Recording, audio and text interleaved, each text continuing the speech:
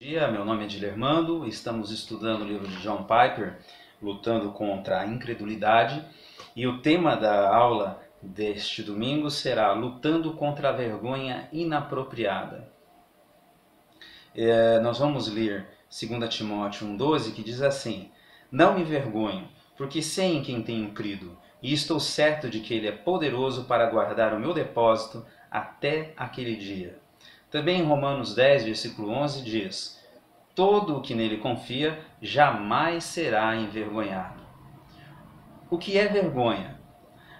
Segundo o dicionário informal online, vergonha é um sentimento ruim, de desagrado, que se relaciona com o receio de se sentir ridículo e desonrado perante alguma situação. Também pode manter relações com a timidez e o acanhamento. Há uma definição científica que diz que a vergonha é um sentimento doloroso sobre si mesmo como pessoa. Essa definição está no livro Enfrentando a Vergonha, de M. Fossum e M. Mason.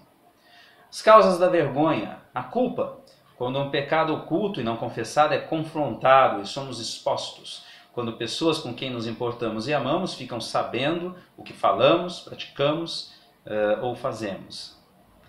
Imperfeição, quando você é exposto a uma situação em que a sua competência fica abaixo dos demais. Por exemplo, você acha que tem boa proeficiência em inglês e é surpreendido numa entrevista de emprego e só ali você percebe que precisa de muito mais aulas. Inconveniência, quando agimos, nos vestimos e nos portamos em desacordo com o ambiente que estamos, não por desobediência ou protesto, mas por desconhecimento. Imagine que um colega te convide para um evento e você pergunte: com que roupa eu vou? Ah, vai de qualquer jeito. Você coloca uma calça jeans, um tênis, uma camisa informal, e ao chegar ao local você percebe que todo mundo está de black tie. Aí você se sente totalmente deslocado e envergonhado. Ainda existem dois tipos de vergonha. Primeiro, a vergonha inapropriada. É a vergonha de algo que não é moralmente condenável ou de algo que você não é diretamente responsável, mesmo sendo algo mal, ou ainda ter vergonha das coisas que são justas. Aqui, na vergonha inapropriada, nós temos que parar e pensar no seguinte: de quem é a honra que está em jogo em nossa vergonha? O primeiro passo é nós nos importarmos com o que Deus se importa, mais do que com que as pessoas se importam. Muitos cristãos carregam vergonhas inapropriadas porque estão centralizando a honra em si mesmos e não em Deus. Enquanto o poder do mundo se manifesta nas armas de destruição em massa, o poder de Deus se manifesta por meio do Evangelho, Romanos 1,16, e é operado pela sua imensa graça, 2 Coríntios 12, versículo 9. Não sinta vergonha por algo que honra a Deus. Por mais fraco, mais tolo que isso possa fazer você parecer diante dos olhos das pessoas e do presente século. Por exemplo, nas situações atuais você pode ter vergonha da sua sexualidade.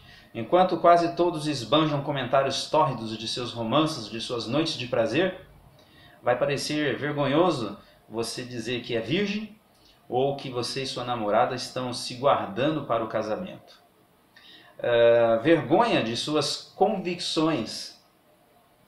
Enquanto todas as faculdades praticamente carregam teorias darwinistas em todas as suas áreas como verdades absolutas, você poderá ser ridicularizado se dizer, por exemplo, que crê que há um Deus e que Ele criou o universo. Que você crê, por exemplo, no designer inteligente, que é uma teoria defendida inclusive por cientistas não cristãos, mas que defendem que há um Criador, né?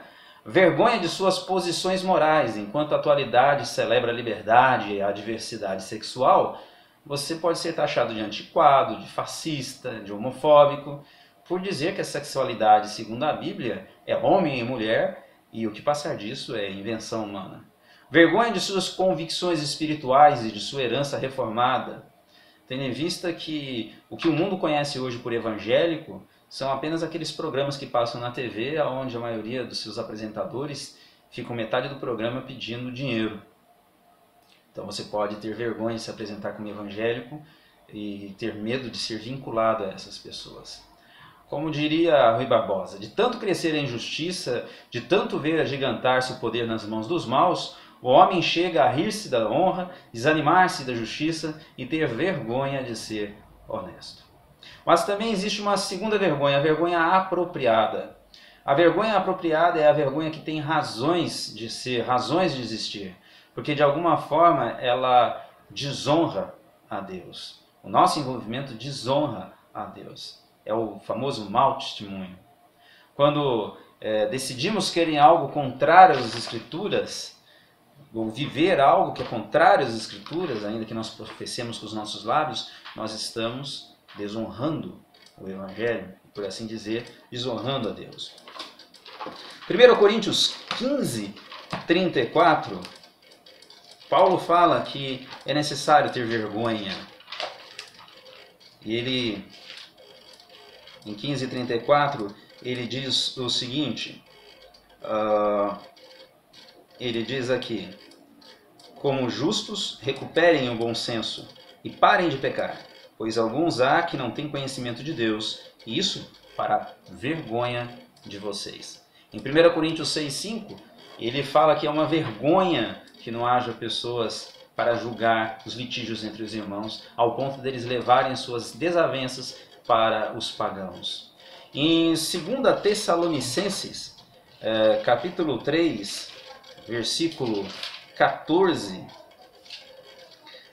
Paulo lhe fala o seguinte: se alguém desobedecer ao que dizemos nesta carta, marque-no e não se associem com ele, para que se sinta envergonhado. Aí no 15, contudo, não considerem como inimigo, mas chamem a atenção dele como irmão. A vergonha apropriada, ela deve ser confrontada com amor, a fim de que haja arrependimento e perdão. A graça de Deus é um remédio eficaz contra a vergonha apropriada. Em Lucas 7, versículos 48 a 50, por exemplo, conta a história que Jesus estava na casa de um cidadão, quando uma mulher começa a lavar os seus pés com lágrimas. E ele olha com desprezo para Jesus e em seu coração ele diz, se este homem soubesse quem é esta mulher, ele saberia que é uma pecadora. Então Jesus propõe àquele homem uma parábola. Ele fala sobre dois credores, um que devia uma quantia pequena e outro que devia uma quantia maior, e que os dois foram perdoados pelo credor. E ele pergunta, quem mais amou? E ele fala, aquele a quem mais foi perdoado. E então ele fala, então, da mesma forma, esta mulher, você não me ofereceu água para os pés e ela não para de lavar os meus pés. Você não me cumprimentou com um beijo comum de recepção e ela não para de beijar os pés. E ele olha para aquela mulher e diz, filha, os teus pecados estão perdoados. Aquela mulher possivelmente se encheu de alegria no seu coração. Mas mesmo com esse perdão, mesmo tendo removido e expiado a sua culpa, ainda assim há olhares, ainda assim há rumores, ainda assim haverá histórias sobre suas noites, sobre seus programas, ainda assim haverá quem nunca se esqueça do que ela fez. E aí então fica a pergunta, com que ela deve se importar? Com os olhares dos seus acusadores ou com a promessa na graça futura de Jesus? Eu lembro quando eu estava no Mato Grosso, eu conheci um médico que era da igreja, de uma igreja, uma pessoa muito boa, boníssima, convertida, um cidadão dos céus, e tinha uma senhora que limpava o lugar que eu estava temporariamente, um mini hotel que eu estava, ela estava limpando e conversando com ela, e ela começou a falar das peripécias desse médico, né? Sobre um caso de adultério dele, e começou a contar com todos os detalhes, né? E eu ali fiquei tão triste, mas aí perguntei para ela, quando aconteceu isso? Ah, mas isso aconteceu há tanto tempo atrás. E tinha sido antes da conversão daquele homem. Ou seja, as pessoas lembrarão do passado daqueles que pecaram. Mas o que importa é que Deus olha para nós em seu Filho amado Jesus e diz: os teus pecados estão perdoados. Nós definimos o que é a vergonha.